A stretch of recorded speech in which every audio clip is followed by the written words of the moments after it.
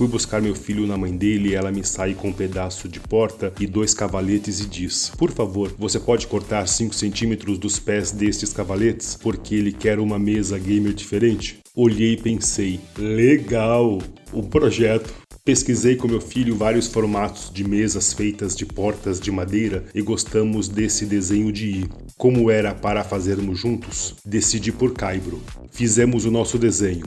Vou tentar explicar. Fazer uma estrutura de caibro embaixo da porta em formato de I, aqui olhando de lado, em preto a porta, a mesa, deixar a madeira de baixo central um pouco afastada do chão para não ajudar a deixar a mesa bamba, aqui a vista das 2 peças laterais. O total de caibro no nosso projeto foi de 6,6 metros e fomos às compras. Compramos o caibro de 5x5 já aparelhado e solicitei já cortado nas medidas para ganhar tempo. Compramos verniz para a estrutura dos pés e tinta preta para a porta, a mesa. Primeiro lixamos os cantos dos caibros. Consegui desta vez delegar 80% do trabalho para o meu filho. Os parafusos eu comprei longos para entrar 3,5 centímetros na madeira de destino para ficar bem firme. Não tenho as imagens que furei todas as madeiras antes de colocar os parafusos. Isso é necessário porque tem muita chance da madeira rachar na colocação do parafuso e porque o parafuso era muito longo, a minha parafusadeira não iria aguentar.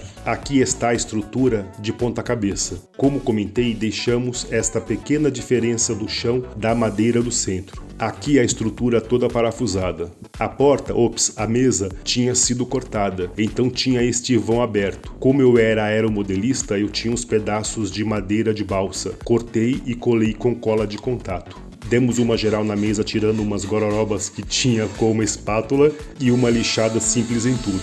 Depois, 3 demãos de verniz nos pés e 3 de tinta preta na mesa. Comprei uma régua com 5 tomadas e o fio já com a tomada macho. Montei e parafusei embaixo da mesa no local que meu filho definiu. Para prender o fio, eu comprei estas peças com prego e comprei parafusos. Achei que estes pregos não iriam prender na mesa, então tirei e coloquei parafusos.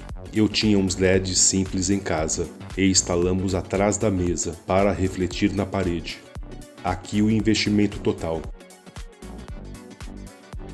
Aqui a mesa pronta instalada na casa da mãe do meu filho. Achei que ficou bem legal. Essa ideia do meu filho de colocar os LEDs atrás, eu curti. Eu não sabia, mas eu fiz.